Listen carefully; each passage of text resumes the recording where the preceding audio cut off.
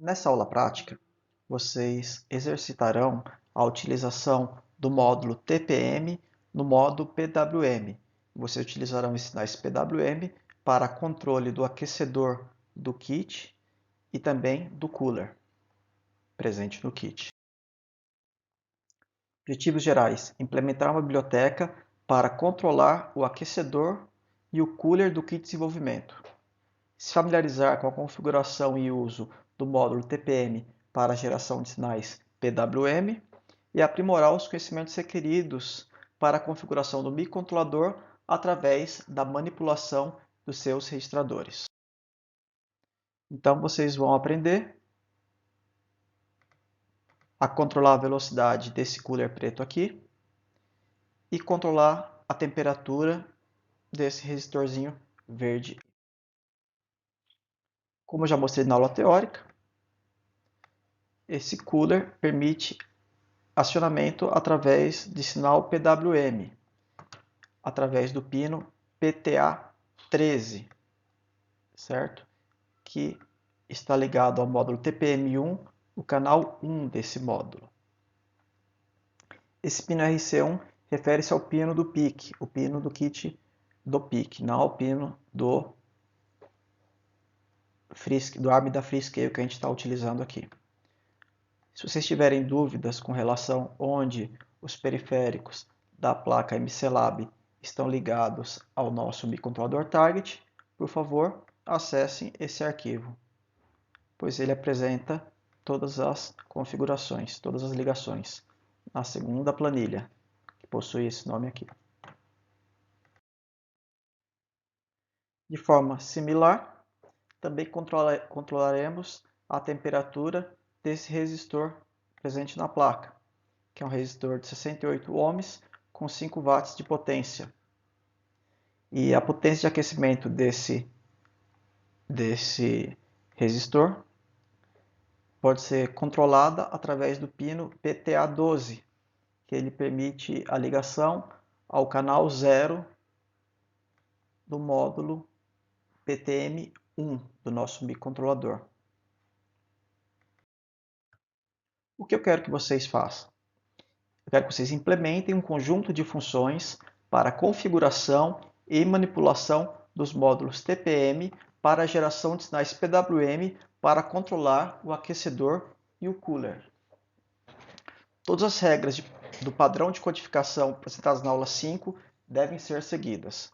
As funções devem ser definidas no arquivo aquecedor e cooler.h e implementadas no arquivo aquecedor e cooler.c. Inclua esses arquivos na pasta source do projeto. As portas e os pinos conectados ao aquecedor e ao cooler devem ser definidos de forma organizada no arquivo board.h. Os pinos dos periféricos do ARM e do kit estão definidos no arquivo ODS colocado na página da disciplina. Até aqui tudo muito parecido com o que já fizemos.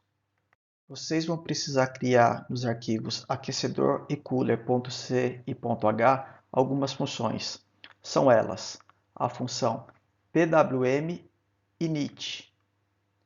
Essa função vai configurar os canais 0 e 1 do TPM1 como Edge Align PWM.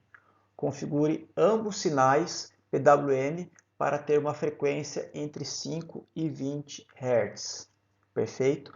Vocês precisarão configurar a fonte de clock do contador, precisarão configurar o canal como PWM, enfim, terão que fazer todas aquelas configurações apresentadas na aula teórica, isso a nível de registradores, sem utilizar a biblioteca.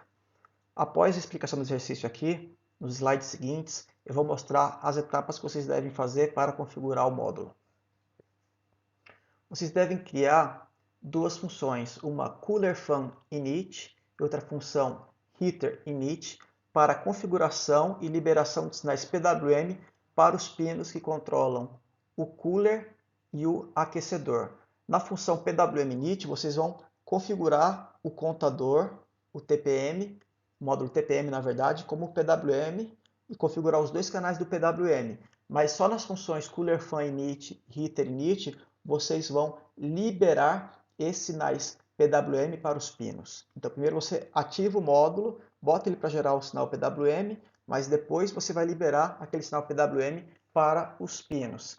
E vocês vão criar mais duas funções, uma chamada Cooler Fan PWM Dutch e outra chamada Heater PWM Dutch, para a configuração dos Dutch Cycles dos sinais PWM. Essas funções devem receber como entrada uma variável do tipo float, com valor entre 0 e 1, onde 0 indica Dutch Cycle 0 e 1 Dutch Cycle de 100%. Então, essa variável pode receber qualquer valor, esse parâmetro de entrada, entre 0 e 1. Se você precisar implementar outra função, outras funções, pode implementar, mas não é necessário. Você pode implementar se você quiser organizar melhor seu código. Você também deve implementar um código na main para testar a biblioteca desenvolvida, ou seja, para inicialização e configuração dos sinais PWM, que controlam tanto o aquecedor quanto o cooler. Configure ambos os sinais do PWM com Dutch Cycle de 50%. Lembrando, no slide anterior eu falei para vocês que o sinal PWM deve ter uma frequência entre 5 e 20 Hz. Isso é muito importante, porque é uma frequência que o cooler opera bem. Se você gerar sinais PWM de frequência muito alta, o cooler pode não funcionar, ele fica vibrando e não roda. E se você colocar uma frequência PWM muito baixa, ele fica fazendo muito barulho e fica pulsando. Então, entre 5 e 20 Hz são frequências muito boas para ele operar. Eu fiz aqui teste empírico, ele funciona bem nessas frequências. Então, no código de vocês, é importante quando vocês forem configurar a fonte de clock, fazer a conta direitinha, ver como é que você vai precisar dividir esse clock, se precisa ou não, o valor do módulo, do contador. Vai ter que configurar tudo isso para definir o período do PWM e, consequentemente, sua frequência, para que a frequência fique entre 5 e 20 Hz. Se for necessário, vocês devem modificar os diagramas criados na aula 4, os diagramas de documentação do projeto.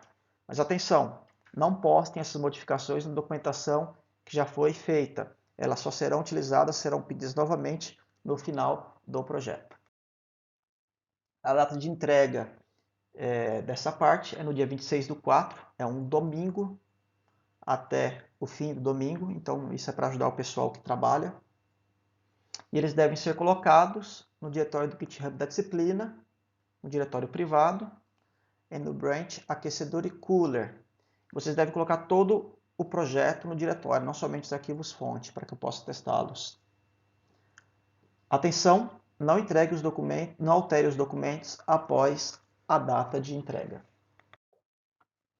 Nos próximos slides, eu mostro detalhadamente como vocês devem configurar o módulo PWM e eu mostro as etapas que devem ser feitas nas ordens que deve ser feito.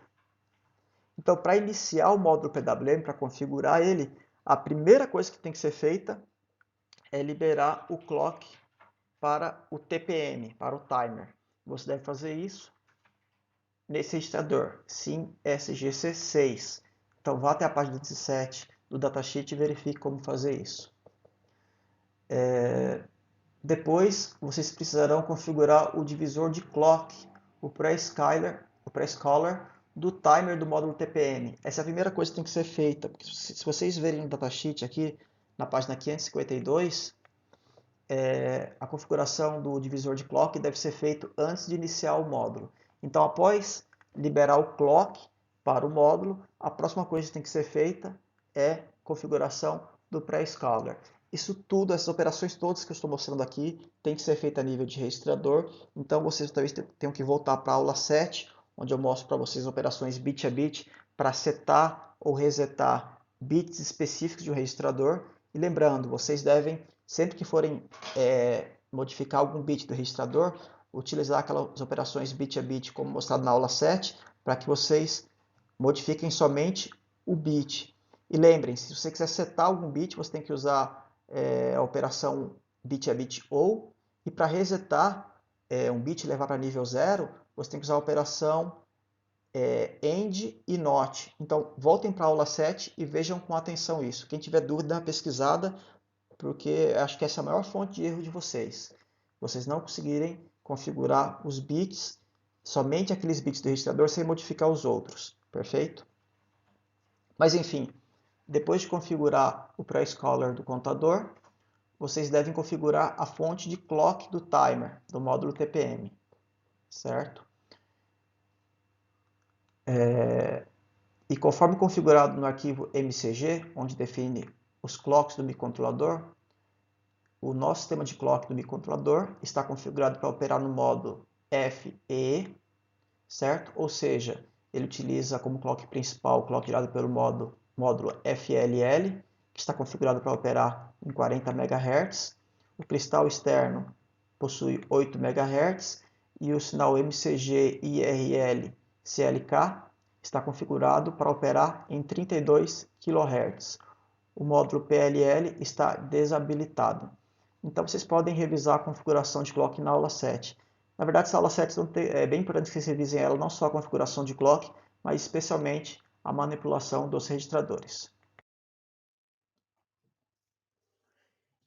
Enfim, após configurar a fonte de clock do contador, você deve configurar o computador para operar em contagem crescente, up counting mode, e ser incrementado a cada pulso de clock. Então vejam a página 552 do datasheet. Em seguida, vocês devem configurar o módulo do contador, que definirá o período do PWM em conjunto com a frequência do contador. Lembrando que você pode selecionar como fonte de clock do contador tanto o sinal de 40 MHz do módulo PLL, como o sinal de 32 kHz do MCG IR CLK, quanto o 8 MHz do cristal externo. Então vocês podem usar qualquer uma dessas três fontes de clock, façam a conta, vejam se precisam de divisor de frequência, divisor de clock, e aí vocês vão conseguir definir também o módulo do contador, que é o passo 5. E na aula teórica eu mostrei como definir a frequência do módulo do sinal PWM a partir desses parâmetros, da frequência de clock do contador, do módulo do contador e do divisor de clock do contador. Depois você deve configurar o canal do módulo TPM, o canal que está ligado ao periférico. São dois canais que vão ter que mexer, né? Um canal para manipular o aquecedor e um outro canal para manipular o cooler, certo? Em ambos os canais você deve configurar como Edge Align PWM, com High True Pulse, para que o Duty Cycle se refira ao percentual de tempo em que o sinal PWM fica em nível alto. E por fim, vocês devem configurar o Duty Cycle do sinal PWM, certo? É através daquele registrador do canal, do valor de canal. Vejam essas duas páginas aqui para verem como façam isso. Vocês verem como é que faz isso. Então, pessoal, essa aula é muito importante, esse experimento é muito importante. Vocês vão praticar com bastante cuidado, vão fortalecer a manipulação bit a bit. Como a aula teórica desse módulo PWM foi bem detalhada, todos os registradores foram demonstrados. Eu ajudei vocês ainda mostrando quais páginas do datasheet vocês devem procurar para configurar os registradores. E o caminho é esse. Quando a gente vai programar para microcontrolador, você tem que se acostumar a olhar o datasheet. Eu facilitei agora, estou dando o caminho para vocês, o passo a passo. Encontrar esse caminho aqui já é uma coisa que pode requerer um certo tempo, ou uma certa experiência, né? Mas enfim, após aqueles dois slides anteriores, eu mostrei quais são os passos para configurar os módulos PWM. E nesse slide aqui, eu mostro o que precisa ser feito para ativar o sinal PWM no pino do microcontrolador. Tem que ser feito duas coisas. A primeira é liberar o clock para a porta do pino de saída PWM, através do registrador SIM SGC5.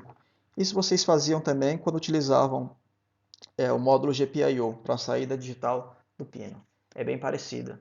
E vocês devem configurar o multiplexador da porta para que aquele pino seja configurado como PWM, que no caso é a opção 3, bit 3, o valor binário 3. O valor binário 1 a gente está usando como 1, que era input e output, e a alternativa 3 do multiplexador para ambos os pinos vai configurar ele como sinal de saída PWM. Então, é isso, pessoal. Bom trabalho!